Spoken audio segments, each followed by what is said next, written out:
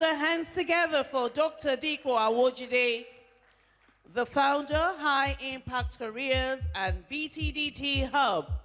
I believe he deserves a better round of applause. Also coming up is the Managing Associate, Ghana Tech Lab. Please do make welcome Edward Akani. We also have Managing Director, ISALEX, that's all the way from Egypt, Hamed Bastaway. Make some noise. Distinguished ladies and gentlemen, also joining them for this first plenary is the founder, Last Startup Station, all the way from Morocco. Ladies and gentlemen, please welcome Mehdi Olao. And when it comes to project management, we do have all the way from Kenya. She's a project manager with NILAB. Hope I got that right. Make some noise for Alice Michira. And the moderator for today is the founder of Carrot. Ladies and gentlemen, please welcome Tolu Agubiade.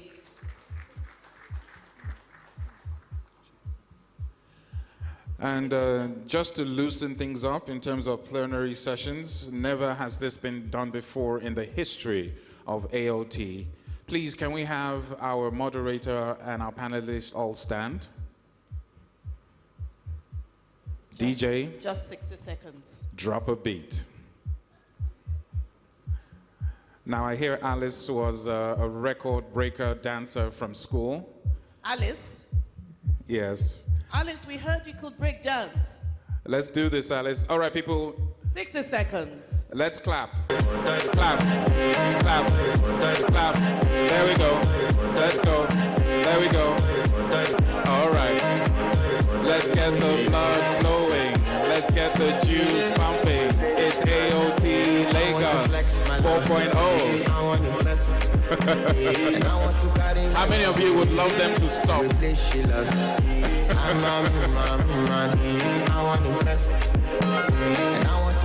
Thank you so much. They are a good sport. Can we put our hands together for them? And judging by that performance, never again will that happen in the history of AOT Lagos. Over to you, Dr. Deepa. Mic check.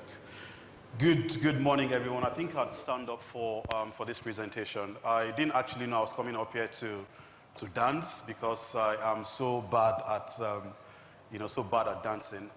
But yeah, morning once again, everyone.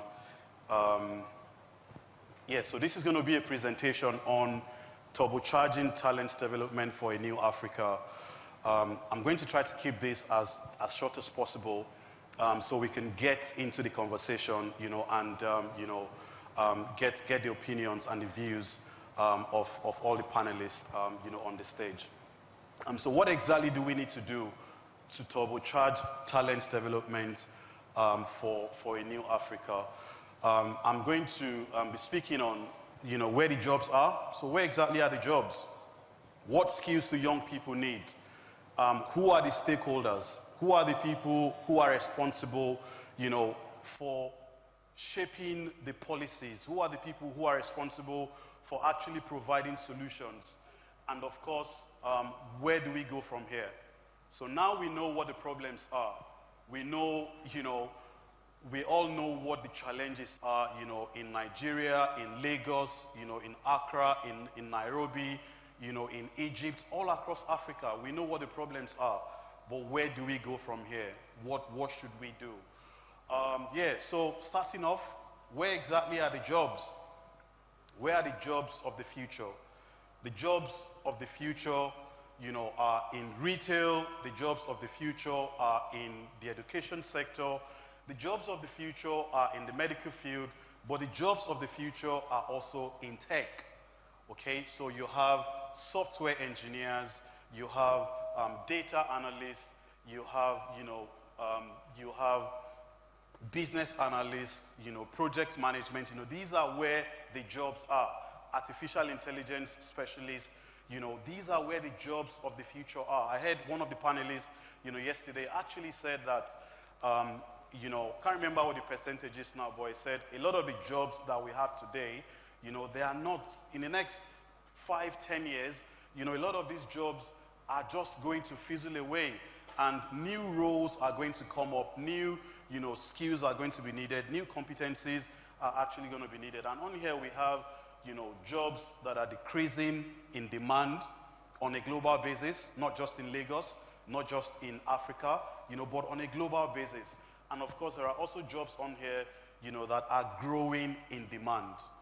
So what is going to happen? What skills do our young people need all across Africa? What do we need to do to actually get our young people ready, for these jobs of the future? So what skills do young people need? This is a research that's been done by the World Economic Forum. There are loads of papers and research done as well, by the World Bank, by, African Union, ECOWAS, and a couple of other, even the Lagos State government. There are reports that have actually been put together. But on here, we've got analytical thinking and innovation, active learning, complex problem solving. Problem solving, you need to know how to solve problems. Yesterday, one of the panelists actually spoke about, labeling. No, I think it was the Commissioner for Education, who actually spoke about, what we have obtainable in Nigeria. You draw an eye and you label. They tell you to label the eyes. In other climes, they get more critical. It gets deeper than actually drawing an eye and labeling, what the eye is. They get these little kids to actually challenge, conventional thinking. They get them to actually, be much more critical, in their thought process. Leadership and social influence, creativity, technology design and programming. So these are the sort of skills that young people will actually need for the jobs of the future. Who are the stakeholders? We are all part of the solution providers. We are all part of the stakeholders. The federal government, the government of Nigeria, the government of Egypt, the government of Kenya. If we want to turbocharge talent development in Africa, the government, the state government, the private sector, it is important, for everyone to actually get involved.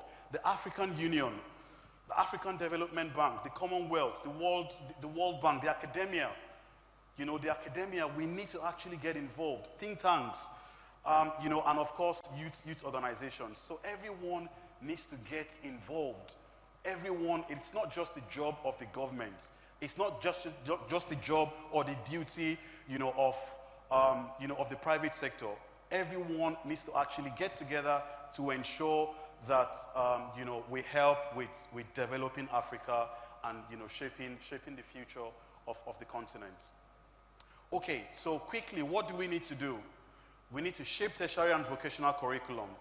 There was so much that was said about this yesterday. It is very, very important and very critical that from the basic education phase, so primary schools, secondary schools, in our universities, we actually need to ensure that we teach critical thinking. We need to ensure that we move away from, the traditional modes of teaching that we know. We need to embed certain things into the curriculum that helps our young people actually think, that helps our young people actually solve problems. We need to equip young Africans with adequate education and skills. Again, education and skills. Very, very important and very critical. We need to create more employment opportunities. Because if people have the education and the skills, they need to also get decent jobs. They need to get, decent income so they don't leave the continent. And for those who have left the continent, to actually consider coming back to the continent to build from here, rather than building, from Europe or from North America. We need to provide access to capital for MSMEs, offer internship opportunities and apprenticeship opportunities. Not everyone will go to a university. And again, this was actually said repeatedly yesterday. Some people are going to go the vocational route. And it is very, very important that we accept that reality. Some will go to polytechnics, some will go to monotechnics. And we need to actually ensure that everyone is skilled and equipped, for the kind of jobs that they're going to end up in the next few years. Coaching, mentoring for young Africans is also very, very important. And we also need to localize all our solutions but collaborate. Okay, there are people who are doing stuff in silos. You know, everyone is providing their own solutions at a subnational level. You know, we need to have comprehensive reforms. Okay, the Commonwealth is doing something. The African Union is doing something else. Sometimes these bodies are working at cross purposes. So we actually need to, you know, localize the solutions, but also collaborate. This is going to be the end of my presentation before we get into the panel discussion. Young people are our greatest assets in Africa. In Nairobi, in Kenya, in Lagos, in Cairo, we need to invest in young people. We need to invest in young people. Thank you.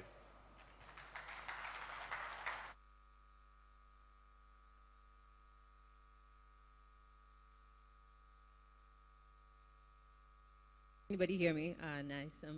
Thank you very much for that, Diko. It's a good framing for the rest of this conversation. And I just want to set the context before I ask my panelists to introduce themselves, and we'll dive straight into the discussion. I'm sure a lot of you have heard or read somewhere that by 2035, Africa would have the largest workforce in the world. There's estimates there's going to be as high as 450 million, and this is going to be representing probably 60–70% of what the world would have by then. So we know that, I actually have a boss, his name is Fred Swanika. He says this is either a ticking time bomb or is a great opportunity. I'm optimistic, so I think it's a great opportunity. And I think it speaks to what Deepa just mentioned about investing in our youth, because they will make up, or we will, please, I'm still a youth, we will make up most of the world's population. And in this conversation, we want to talk about how to actually turbocharge this talent development and how it brings about a new Africa. And with me, I have some very qualified, very experienced, very knowledgeable people. So before I start asking them questions, I would love for them to introduce themselves in a minute or less. I will start right beside me with my lady, Alice. Alice, please, tell us a bit more about you, what you do.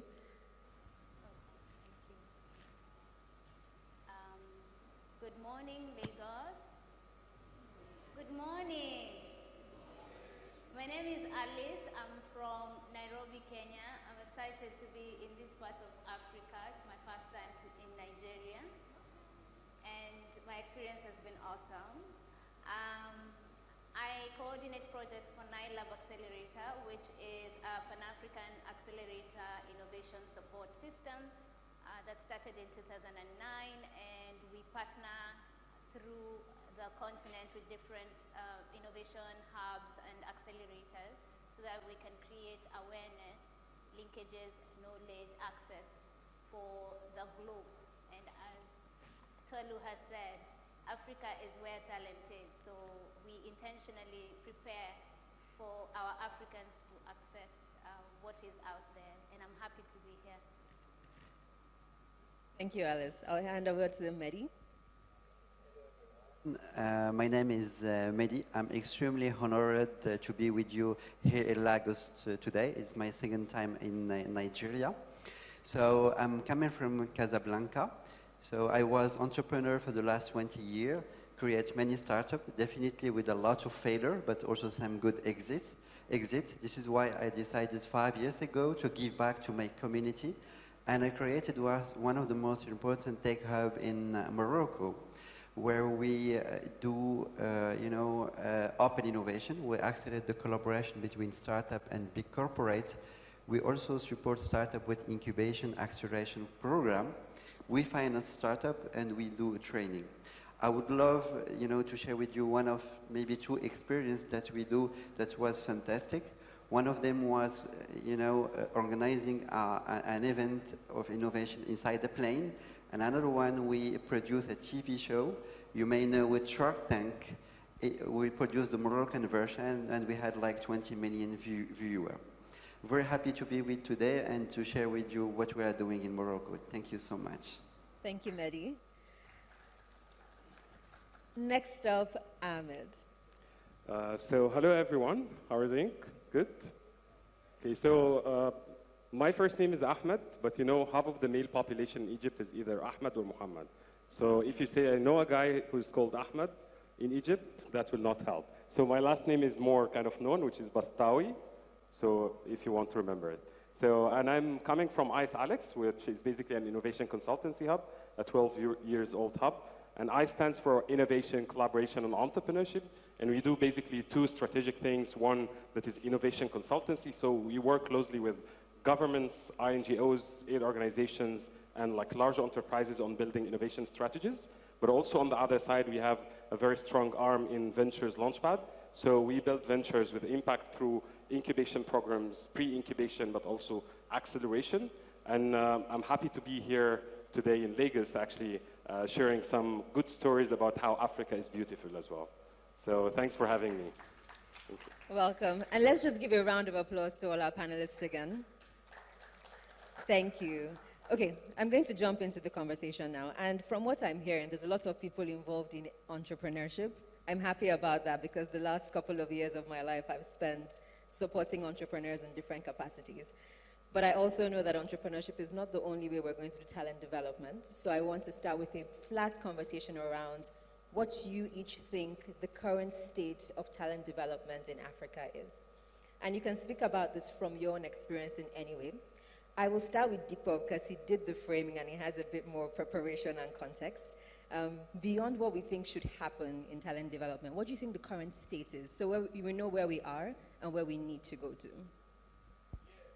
Thank you so much, Tolu. Let me start off by saying Tolu was my classmate at the prestigious, wait for it, prestigious University of Abuja.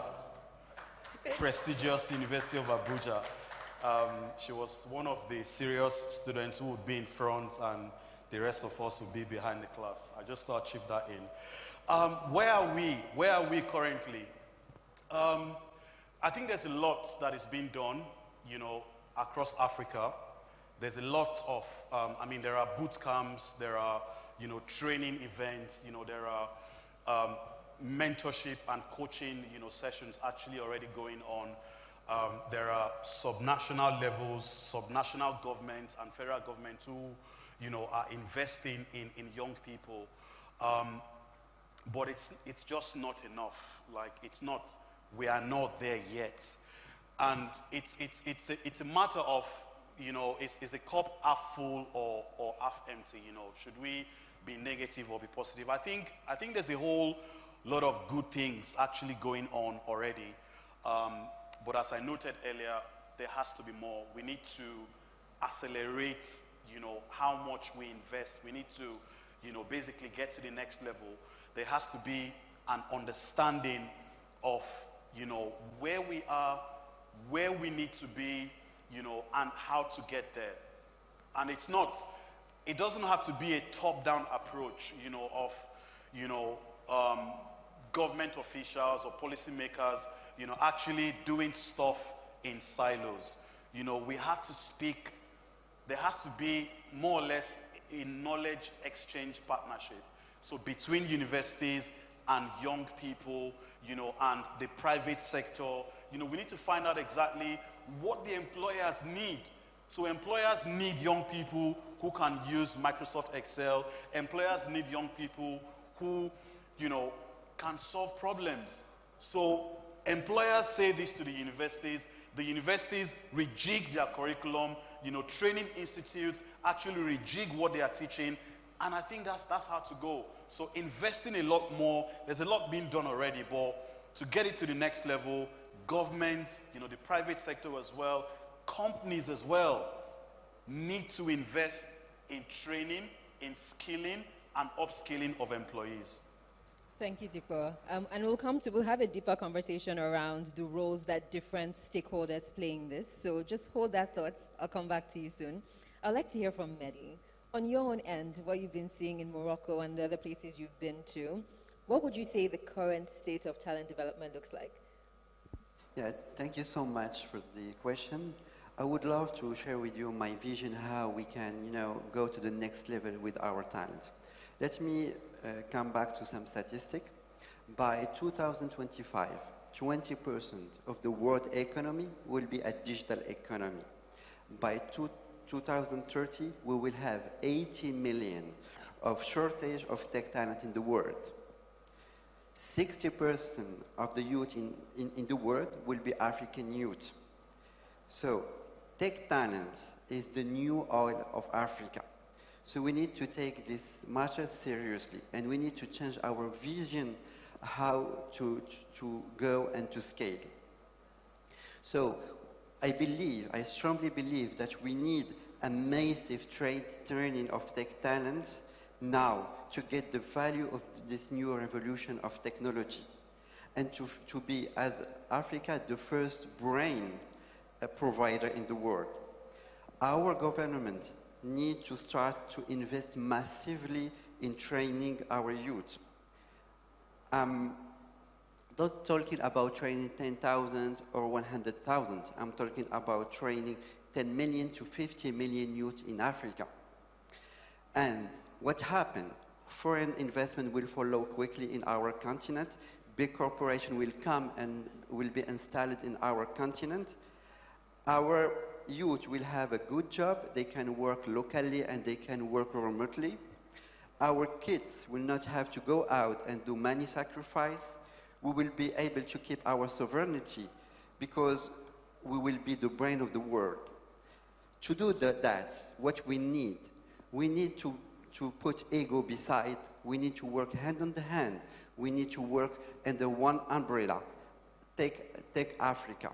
So we are starting that in Morocco by training in the next year 300,000 youth in tech talent. So I believe if we work together as one continent, we can be, the continent that will, decide in the future. Because technology is the future. To enable technology, we need the brain. We have the youth for it, and it costs nothing to do that. Thank you. Thank you so much, Mehdi. I like something you're saying about how we really need to focus on developing talent, especially tech talent. And for me, one of the reasons why that's really important is because increasingly we're becoming a global village. There's a lot of globalization happening, and you're no longer just competing with people in Lagos or in Nigeria. You're competing with people in the UK, in the US, in India, in Pakistan, everywhere around the world. And you have to be intentional about how this talent is being developed. And it's not just the role of universities or the individuals. There's a place the government plays. There's a place that employers play as well. And I would like to hear from Bastare. That's your preference, right? Bastare. I know that you have ICE, Alex, and you do a lot of digital trainings and development and technology upskilling for people. And I would like to hear from you. How do you think we can do more digital talent development around the world and in Africa in particular? So that's an interesting question. Thanks you so much for that. So first of all, like in ICE, Alex, we stopped doing trainings. So that's the announcement, First right? one, no training. So we don't do trainings for the sake of like educating everyone. So that's not the purpose of where we are. But we started basically working with young youth and talented youth to basically be ready for specific occasions or specific organizations. And this is the way I see that we can evolve. So a lot of investments, as Dr. Dipo was mentioning earlier, is being put into training like people and making sure that they're aware, which is super important. But I also believe that without building this bridge between these trainings or these youth in particular and the job market, nothing would much change. And I think this is the paradigm shift that has to happen from both sides, from the market side, but also from the kind of the supply side. So the youth has to always connect or attach their training capabilities, skills, qualifications into what's happening in the market. But also imagine if the market as well is paving the way for them to basically plug in their expertise early on and allow like a culture of experimentation, of failing, of doing mistakes, and then, you know, embracing these mistakes as part of the value chain, because this is how we can literally lift up our industries, our societies, and our economies as a whole. So I believe so much that the private sector, including startups, should basically open up opportunities for like hands-on internships that are paid, not only freemium, because this is how also these internships could be attached with specific projects, with specific deliverables that is helping these startups and SMEs and the private sector as a whole, not only like just allowing them to train because they need the certificate to apply it in the university or like to graduate, for example. So if we can do that bridge, I think we can go somewhere that is very interesting. And I think one of the things that we have seen, like, because we are all aware that there are a lot of challenges happening on the ground, but I'm coming also from a critical, optimistic background, where basically you see this young lady who has been traveling like twice a week, like more than 250 kilometers from this small village to this to the capital, because we are all coming from capital-centric countries, right? So everything happens in the capital. And I think this is an invitation for the government, for the private sector, but also for the youth to think outside of the capital. There are a lot of amazing stuff happening outside, but we are always wearing this Google lens in a way, and we don't see what's happening on the side or on the back and so on. So investment has to be happening across wide, like across nation, equally providing opportunities. And then this would bring me to the second point, which is basically, do we have enough infrastructure for that to happen? Do we have like enough logistical infrastructure? Do we allow the mobility to happen freely? And then we'll come to the third point, which is the digital infrastructure. So because when the government invests a lot in building like online courses or allowing these training modules to be happening, then there is a question that should be asked actually earlier. So do we have enough devices, equipment, internet connections that could allow that to happen? Do we have it only on the capital? Do we have it also in these small villages or not? Do we allow these young ladies or these young youth to basically get this learning in a hands-on way, not in just like an undirected way, just learn for life, which is interesting because we should cater also for this long life learning mindset as well. But I think these are the elements that also could allow us to grow and go on all the way to become much more kind of talent-oriented, because I believe we have amazing talents in the continent, and we are supporting a lot of international companies, like local startups. We are supporting governments, like locally and internationally, cross-continental, but also transcontinental. And that's something that we should be proud of, right? But we should also focus on these positives and make sure that we spread this narrative, because we are always also underestimating what's happening on the continent in a way or another. So like, this is my opinion on that regards. Thanks a lot, Ahmed. Please can we hear a round of applause for Ahmed on that one, or Bastaway? Great, thank you. So I'm hearing things around, in the development of talent, you need to think beyond just the local or the center of excellence or the capital. You need to look at other areas that might not have as much opportunity, and you can leverage things like online learning to do that. You also need to figure out how to balance hands-on support with remote or online support as well.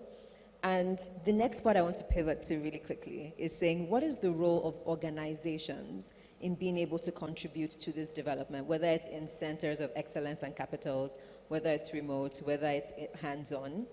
And the person I want to speak to this is Alice, of course. So Alice, my question for you is, what role do you think organizations play in talent development, and how do you identify an organization who's actually committed to developing talent? Okay, thank you, Tolu, for that question. I think the intentionality of the organization is key. They need to focus on the objective, because each organization knows what they're targeting. So if the objective is in the next 5 years, they'll need to leverage technology around machine learning, AI, then they need to intentionally start training, upskilling their employees to relearn these skills, and also create an environment around them to absorb new talent that is ready for their future. So I think organizations' intentionality around where are we heading and what will they need to get to their goals will guide how they train the talent that they have and upskill those who might be missing this. Also, the leadership in the organization should also be equipped to work with the new emerging workforce or young talent. Because I believe that the new tech, and we heard yesterday from the speakers, the new tech talent prefer to work from home. We had a conversation on the side with some of our panelists. Some of them are working 3-4 different jobs. So how do you leverage what they have to mentor either the ones who are working in office so that you don't have too much attrition and you keep on training, because the cost of training talent is so high for an organization if your turnover is so high. So the intentionality around that, and then also the organization needs to pay attention to the culture of what they want to be known for. Are they inclusive? Are they inclusive in terms of gender, inclusive in terms of disability, inclusive in terms of access, inclusive in terms of nationality? Are they willing to tap into talent? For example, across Africa, an organization could hire someone from Morocco, hire someone from Kenya, hire another one from Lagos, and bring in these different dimensions of thinking so that the culture of the organization is shaped. The other thing I could speak to is encouraging continuous iteration, learning, and adapting to new things. Because we live in a very flat global world. And as Tolu had said earlier, competition for whichever role is global. So once an advert is put out, maybe project manager for a program, whether it's a non-profit or it's a government initiative, the applications come from all over the world. So how will organizations in terms of academia train their people to be able to be competitive across the globe? How does government create an enabling environment, as Bastawi is saying, so that access in the grassroots of our country is possible, so that they can actually work remotely, they can actually compete, they can be prepared. How then do we, as the tech community, exchange knowledge across the continent collaboratively so that we all push Africa with a particular standard and a particular narrative for the world to absorb us? I think those are some of the things that I would say. Thank you. Does anybody want to add to that? I'm curious to hear from you all, seeing as you are owners of companies. What role do you play in developing your talent?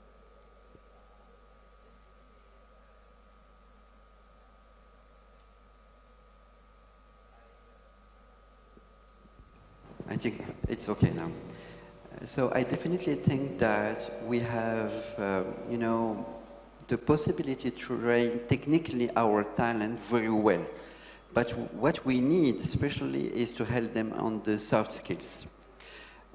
This is a key point.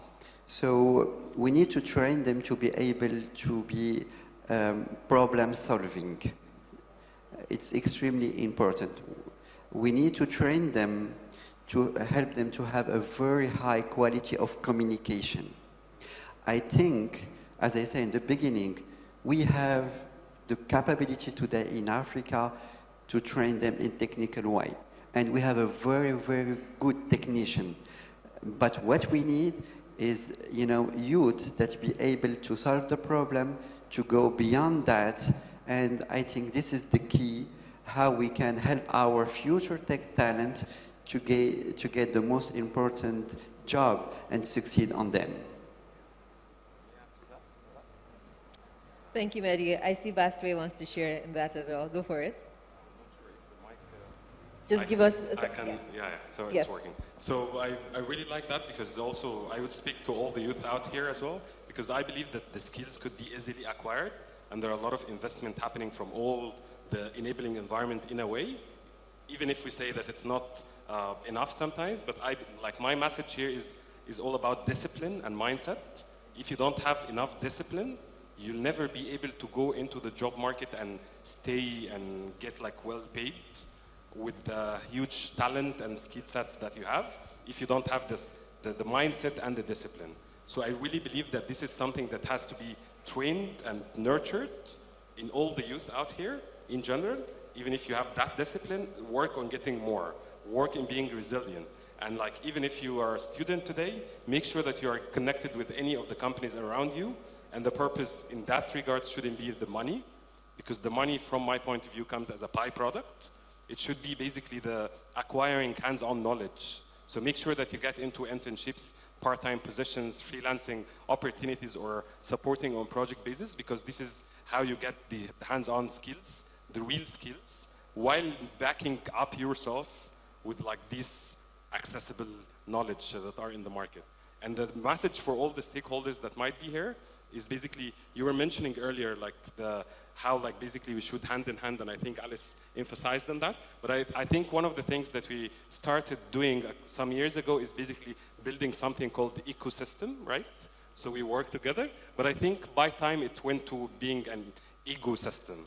So leaving the ego behind and making sure that we can literally have a different purpose that connects us all together, that could basically make sure that we create real impact on the ground, would actually change the whole perspective, the whole narrative.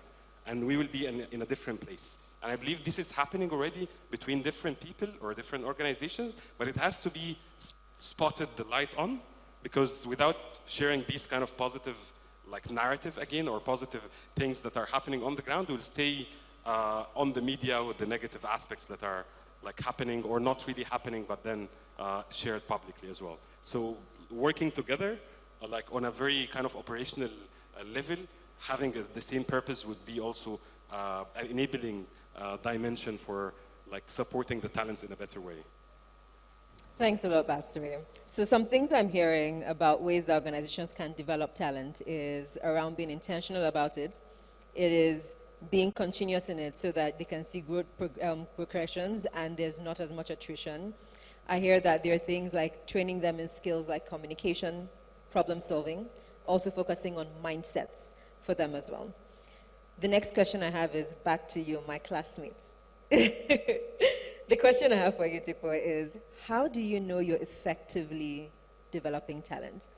Because like you mentioned, there's a lot of initiatives out there, and yes, we need to have more, and yes, we need to collaborate. But for me, it's also a case of, can we make sure it's quality instead of just quantity? Instead of increasing numbers of initiatives, can we deepen the existing ones that we have?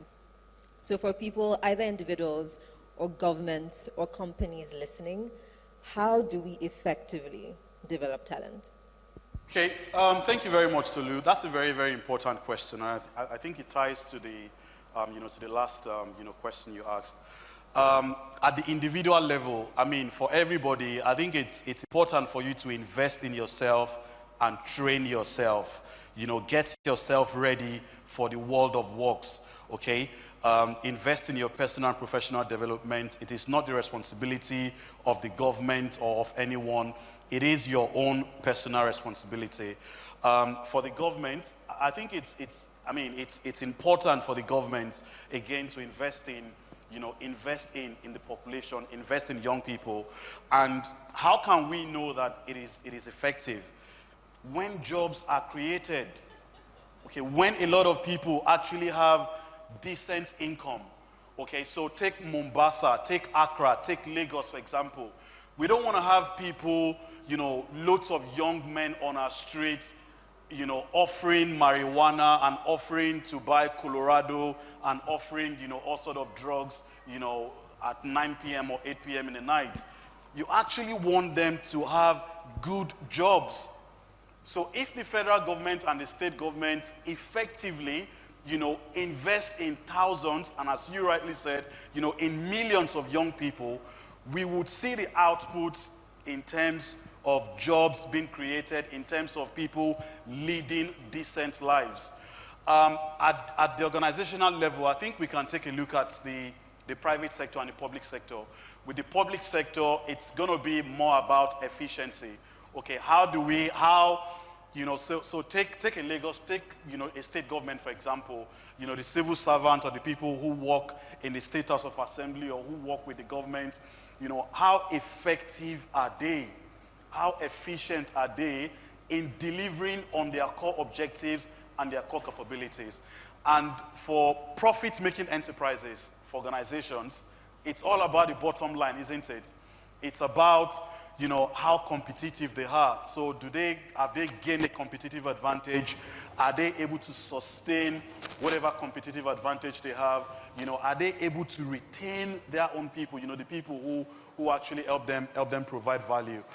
So I think across, all the different areas I've touched, individuals, the government. I mean, with an individual, if you are investing in yourself efficiently and effectively, I think you should see results in your own personal life. So I think, again, there's a whole lot more that everyone needs to do.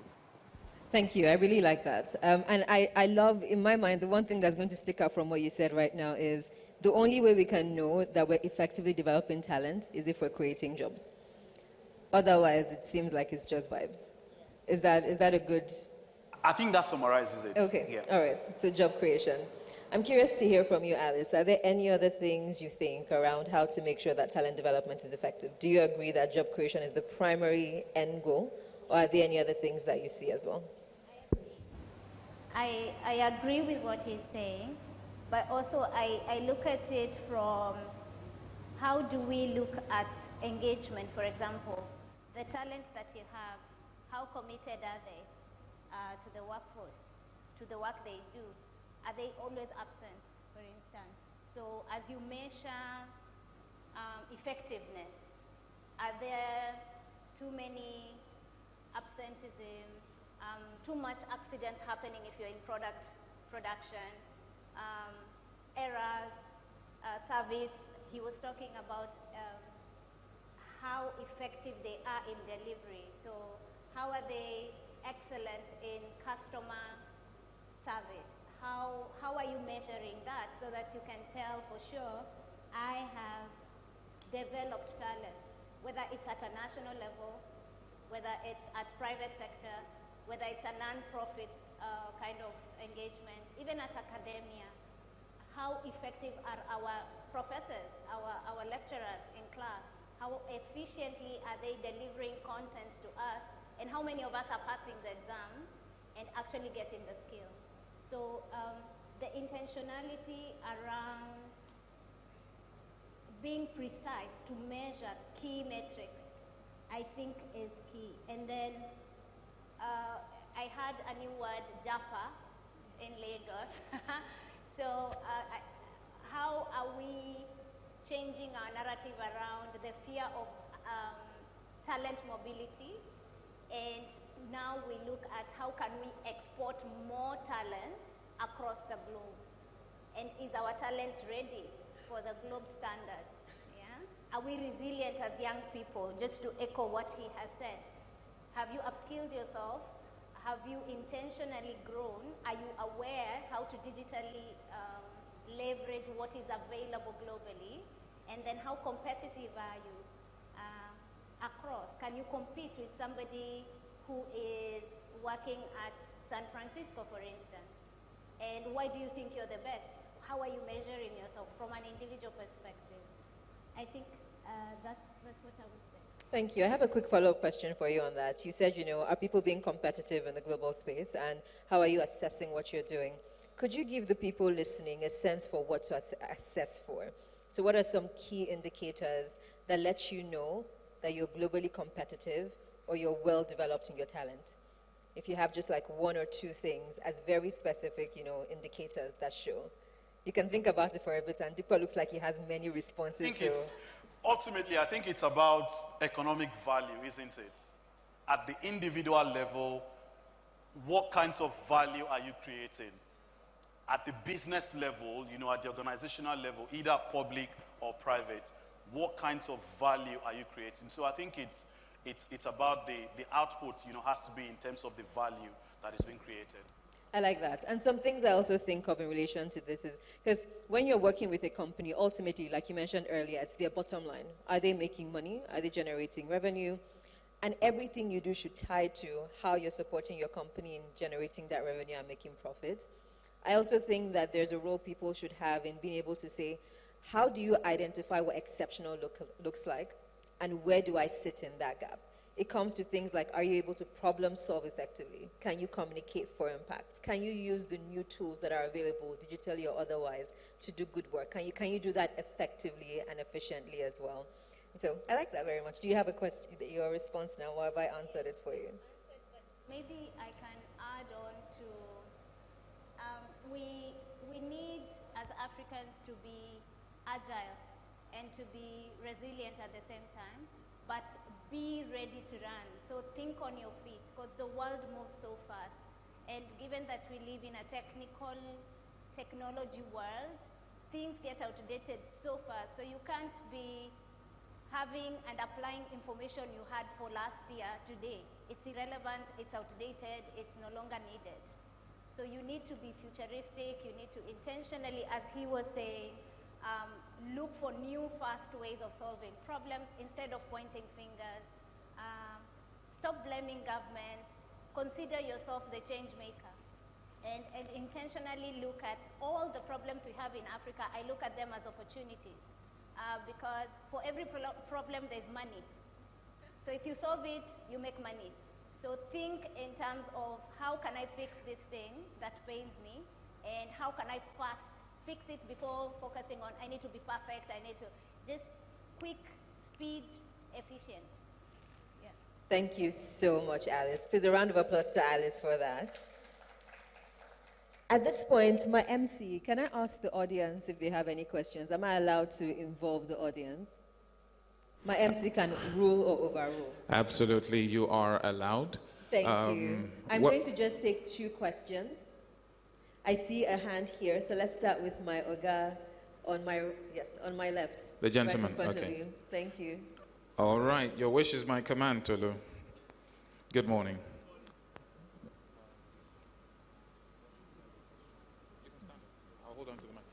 So please, the rule's very simple, just your name, what you do, and your question. If there's anyone on the, or one of the panelists, then just address them directly. Thank you. Okay. Good morning, everyone. My name is Ayobi Ojololade Samuel. I work with the Lagos State Universal Basic Education Board, the data center. So my question goes to Dr. Dipo and possibly Alice. So in the question where Tolu Lope was asking about how do you know if the quality of the talents or something like that. So you mentioned something about government. So that brings me to one thing, that everything rises and falls on leadership. So like now, I want to develop myself. I'm ready to develop myself, but the enabling environment is not there for me. I still go back to talk about government, because government has refused to provide some certain resources that I need. I can't afford to buy much more data to take an AWS course just because some things are not working. So in that aspect, I'm asking you right now, are you now saying that if government, I shouldn't wait for government, but I'm ready to develop myself, so I shouldn't blame government because they didn't provide X, Y, and Z thing? That's the first one. Then, sorry, it's only one. I'm just so sorry. one question. Thank you. But I think, let me try to. Okay, so Samuel, if I can attempt to summarize this, is that in as much as they're saying you shouldn't wait for the government, you're also saying the government has a role to play to make things easier, a huge role to play. So okay, quickly. Okay, soft skill. You're talking about top 20 soft. No, on the first one, I have to cut you there. Tolu, don't worry, they're not going anywhere, they're around, but I need to give the opportunity for others. Over to you, Tolu. So, I can answer that question quickly. So at the end of the day, we have to live within our realities, isn't it? You invest in yourself as much as possible. Take advantage of the opportunities out there. There are some free courses on Coursera, Stanford University websites that you can actually take. But again, if you are a Nigerian, I hope that you have your PVC, and I hope that you decide, on who your state governor is, your House of Assembly member is, your president is, who your local government chairman is or chairwoman is, because these are the people who make decisions around the education sector, policies around skills development. So play within your realities, invest in yourself as much as possible, but also play your own civic duties. I think that summarizes the question. Thank you very much. Alice, do you want to add to that because he called you? And before you go, there's a lady at the back who I want to go next. Can you raise your hand, madam? There she is. Where is she?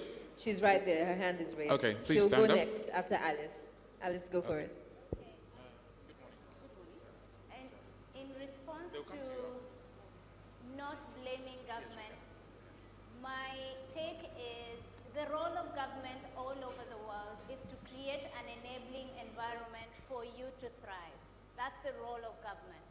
Now, government in Africa might have failed you based on your perspective, but from an entrepreneurship perspective, I think the fact that you've been given access, whether it's access to technology or access to understand English, so that you can compete with all English-speaking countries across the world, it's your personal responsibility then to do what he's saying. Go online, do free courses, because you can read and write, and then upskill yourself to be competitive, so that you don't wait for government to come and tell you, there is a job here and it requires critical thinking. There's a job here that requires data analysis. Learn it for yourself. The government has done the best it can to put you out there to tap into more. In Kenya, when we graduate, I don't know if in Lagos that's what you do, they give you your degree and they tell you they've given you the power to read. So that reading can start from there. Learning starts from graduation. So that's what I can emphasize. Thank you. Thank you so much. So some things I'm hearing here are, granted, there's so much more that different organizations or people or stakeholders, including the government, could be doing to make sure that there's more talent developed. That being said, be aware of your reality and also take ownership for your journey.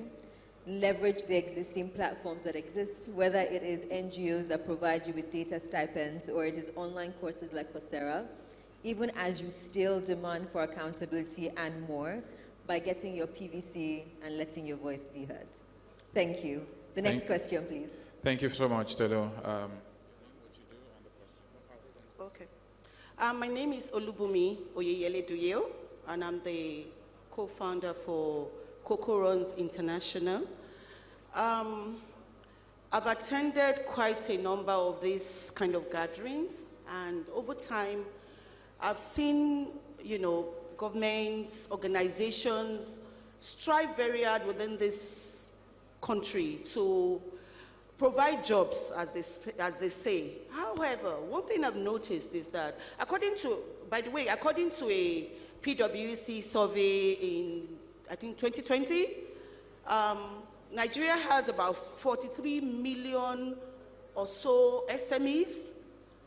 Now, the key thing is that how did these SMEs scale up? Because many of these SMEs employ maybe one person or the owner. How did they scale up under an environment where you cannot access any kind of funding, It's not just that government does not provide an enabling environment. Our institutions are not working. We need to tell ourselves the truth about this. When you have a system that you cannot scale up, so you try your best, you build, whatever you can build with your own capacity. Government needs to recognize that you are adding value to society. And by so doing, they need to be able to help you to scale up.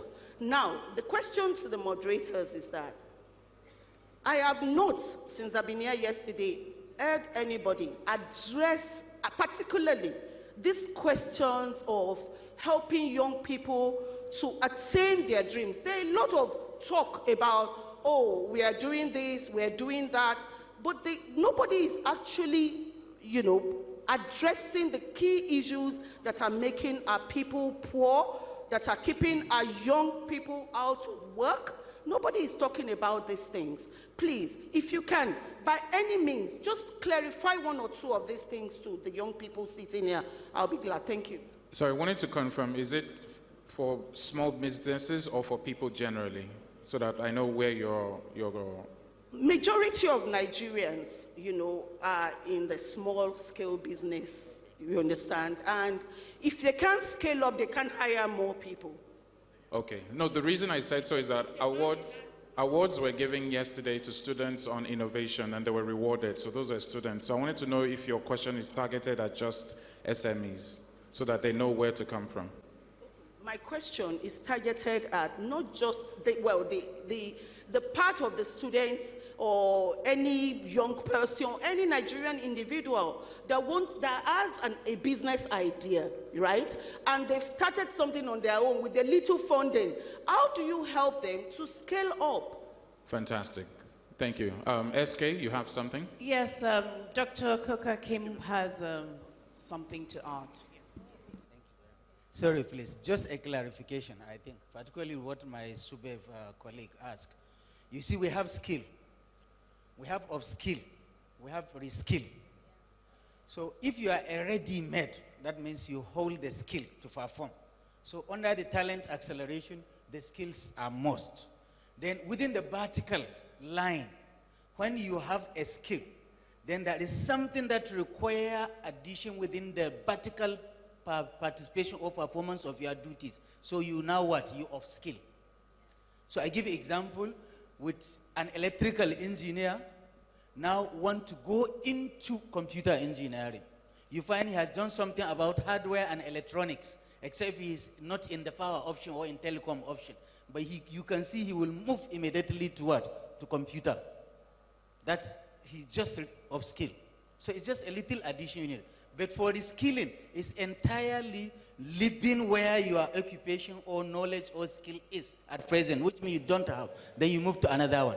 For example, like Oscar and my sister here. We want to see a microbiologist holding a microphone. Because he has skill and talent to what? To manage events, and then speak to public, and which means so his microscope is no longer important to him, but what? But the microphone is important. So you see how he moved completely from one area of occupation to another. So it's what we need to hold, please. Thank you very much. Thank you very much. I saw that we're out of time. My screen just went red. But before I close this out, say that again. Okay. Before I close that out, we want to address the question from my lady at the back, and I see that Dikpo wants to take that. Yeah, so, mic check. Yeah, so Lagos State has got LSETF, Lagos State Employment Trust Fund, doing excellent job. They did excellent job under Akin Oyebode, and now Teju Abisoye, actually leads it. How many of such interventions do we have across the country? So we actually need more state governments all across the country, to invest in grants, in loans, in, all sort of interventions for MSMEs and SMEs. Yes, completely agree that government needs to help, not just the federal government, but state governments. So I think it's, there's a lot more that has to be done, in Lagos State and of course, all across the country. But again, please don't wait for government to solve all of the problems. I don't think that is going to happen. Thank you. I'm going to close out with one last ask, because this red screen is giving me anxiety small. We're about to close out, and this one I want it to be a shameless plug. So I'm going to ask each of you to share with the audience, to wrap up, one thing that your company is particularly doing to develop talent, and then you can plug the initiative so that they can check it out, so that we can actually benefit. We've given government a lot of, fire right now, and we're talking about collaboration. Let's hear from you. What's your organization at this moment currently doing to accelerate or turbocharge talent development for a new Africa? I will start with my lady, Alice, and then we'll just go around and we'll come back to me so I can also shameless plug my business before I get off the stage. Alice. Okay. As NILAB, we are open to collaborate across the region and globally. And as I had stated, Our core mandate is giving access to knowledge and then access to funding and markets if you are selling a service or you're selling your products across the globe. How we do this is we offer online training on how to prepare your business for funding, how to prepare your business to access partnerships, and by funding I mean all kinds of funding, equity funding, grant funding, government funding. How do you become ready globally to access this? So this is done in terms of mentorship, coaching, and of course e-learning kind of programs. Most of our programs are free, and we partner with AfriLabs. I know for the tech community, they know AfriLabs, and AfriLabs runs a lot of free trainings. So if you are interested to learn, to tap into the network that we have, please follow us online. Please talk to the organizers of AOT Lagos who were gracious enough to invite us here so that we can connect directly and support you as an African for the globe. So these opportunities are there. Thank you so much, Alice. So talk to Alice for funding or knowledge around how to fund. Thank you. Mehdi. I think after this good session, we're all okay that the new oil of Africa is tech talent. But the true question is how we can extract this value and sell it to the world. And I believe we have two things. From the youth, we need to have a new mindset, collaborative mindset, and problem solving and discipline. And from the private company and the government, they need to work together. They need to put this question as something very important in the top level of politics, to be able to train massively our youth to this field. And to finish, I'm completely open, to work with you guys and to share our experience, to learn from you, and to see how, as African leader, we can put our continent in the top level in the next 10 years. Thank you so much, Mehdi. So Mehdi is open to partnerships and collaborations, so talk to him about that. Bastaway. Check. Yeah, so basically in ICE, Alex, actually, we don't work with everyone, and we became very selective and watching our resources and energy level. So we only work with champions from the talent side and from the SME side. So that's why I really recognize that question. Thank you so much for that. So basically, for the SMEs, if they still wait for the support from others, which is important anyway, we are not denying that, but you'll wait for many years, right? So we started working with those who are trying to change their reality and trying to do something different, but also from the champions of the talent side, we started working with those who are trying to change their context in a way. So basically what we have done, one of the things that we have done that we are proud of over the past, let's say 6 years, that we collaborated with academia, and we didn't speak so much about academia, to integrate part of their annual programs. We have internship programs with us. So our employment program is basically, we have a 3-month free internship. So they join, we see their discipline, their skills, they acquire on the go. We don't care so much about the skills in the beginning, but it's mostly about the discipline and their eagerness to learn and grow. And then afterwards, we offer them a paid internship for the next 3 months. And afterwards, we have a 3-month part-time job. And then if they are very good at what they are doing, we employ them. So this is the journey, it's a 9-month journey that we have with them. And for the SMEs, we started integrating the same model for that. And we had a collaboration with one of the biggest employment companies in Egypt. And they started actually offering these kind of internship, but also part-time jobs for our SMEs. So through this partnership, SMEs and startups were able actually to get good talents on the job, supporting them with almost in an economic, affordable model for both, and then also making sure that the talents are learning a lot and basically acquiring basically hands-on skills on the market, and the SMEs as well are basically doing something on the top line of their companies, but also benefiting the bottom line. So I believe there's much to do there, and I really like what you were mentioning, that it has to go hand in hand, and a lot of these kind of interesting stuff that is happening has to be merged together, and then, you know, we become positively contagious to each other as well. Thank you so much as well. Thank you. Thank you. Thank you. If you're a champion and you're looking for internships, talk to Bastwe. Yeah. Dr. Diko. Can you hear me? Yeah, yeah. Okay, yeah. So BTDT Hub trains, you know, young graduates. So we've got a graduate development program, you know, that basically trains fresh graduates on, you know, employability skills, critical thinking, problem solving, leadership skills, you know, basic Microsoft Office packages. So we actually just get them ready for the world of works. And High Impact Careers, you know, organizes tech boot camps in project management, business analysis, data analysis, cybersecurity, and a host of other courses. And we also, you know, train companies, so private sector, public sector, you know, we train them on how to improve their organizational culture.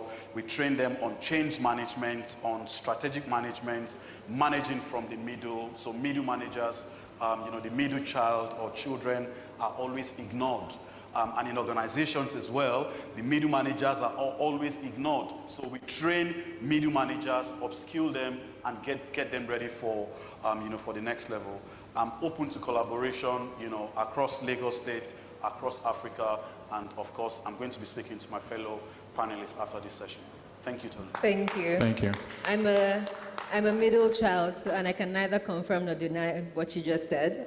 But yes, I also, on my end, I run a company called Carrot, and we vet, hire, and manage non-tech talent for companies. So I think that there's a lot of tech talent going on, and I love that, and we want to supplement that with non-tech. Our focus is on customer support, operations, and admin, and we work with both local companies and international companies. So come talk to me if you think you're an exceptional non-tech talent and you're looking for your next opportunity, either locally in Nigeria or internationally. We'll support you with that talent acceleration and development. And with that, I want to say a big thank you to my panelists. This was an engaging conversation. Thank you so much. Please give them a round of applause as we walk off the stage. Sorry to interrupt. Are we dancing again? It's not me, it's orders. So first of all, before we get the photo up and we conclude, we have a quick comment or a rebuttal from the chairman, House Committee on Science and Tech, Honorable Olarinwaju Afeni. Wanted to just get a quick word in before we conclude. Thank you. Thank you, MC, and thank you, the panelists. There were, I think, 2 issues raised from the audience that I would like to speak to. The first one is from, should I call him my colleague, because he works in government also, from SUBEB, talking about the enabling environment government is supposed to provide. Well, as a lawmaker, I'll speak to the Constitution. What the Constitution says is that the responsibility of government is to provide basic education. And a gentleman here has spoken about, you know, the vertical and the horizontal side of, you know, skill acquisition. Now you have acquired the basic skill, you want to upskill. I don't think that's the responsibility of government. Actually, government is doing a little extra in that regard because they know that improving employability of youth is very key. It's like an investment towards security. It's not about increasing the number of police forces or military. It's not about boots on ground. When we make laws, we think more of compliance than enforcing the laws. Because when there's compliance, you spend little on enforcement. And if everybody decides to break the law, law enforcement gets overwhelmed. So we're thinking more of compliance. Now, you want to learn about AWS and all that. I also know all government agencies budget a lot to training, but they only train their staff on what is going to improve productivity for what the functions of the agency is. I don't know what AWS, what you want to learn in AWS that is going to do for SUBEB, but we can also talk in camera about that. There was also an issue raised that Dr. Dipo has spoken to about upscaling for MSMEs. You spoke about LSCTF, the Employment Trust Fund. They are doing a lot to that regard. Also, the federal government has just come up with the Startup Act, and the state government, Lagos State, will always lead, and the others will follow. We are planning to domesticate the Startup Act, where we're going to classify startups. We're in a tech conference here, so we will talk to that regard. The Startup Act will classify innovative companies, and we'll look at incentives that they can use to scale up. We're also looking at investors that are going to invest in these startups, the incentives that will be there for them. So these are things that government, they are doing to that regard. The Startup Act, a workshop was held just about a month ago, November 11th, and if you are not there, there'll still be an opportunity before this is enacted into law, because the process for a bill turning into a law is we have the first reading and we have the second reading, then we have the public hearing. In the public hearing, we'll advertise it as much as possible so that everybody will be invited, or even if you're not invited, you can come there to come and make your contributions so that we can have additions and subtractions before we make it into law, and I'm sure everybody will be able to benefit from it. Thank you. Thank you very much. I appreciate that. Once again, to our first plenary session, please can we give them a round of applause? And a quick photo up with the press. The press, where are you at? Can we all have you all stand up, please? Thank you so much. SK, where's SK? Okay, she's around somewhere. So still ahead, ladies and gentlemen, we have a keynote session with the Managing Director of Africa, Tony Blair Institute for Global Change, and also a quick presentation by GTEx. Now, GTEx are the world's largest technology show in the world, and we have their country rep here with us, and they basically represent the Dubai World Trade Center. Oscar, I'd like Yes. the commissioner to please join them as well. Oh, okay, yeah, that's true. The SC is already upstage. House Committee Chairman, please join them as well. Honorable Afeni, would Yes, love please to join. have you on Thank the you. stage as well. Thank you so much. So while we prep for the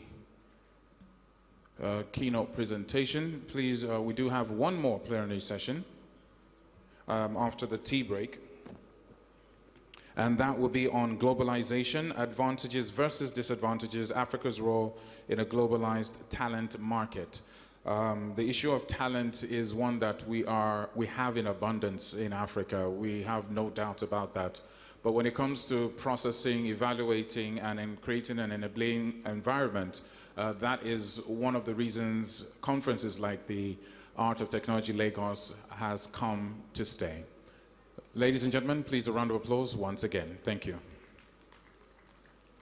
Okay, let me say it in Yoruba. Ekpatewo now.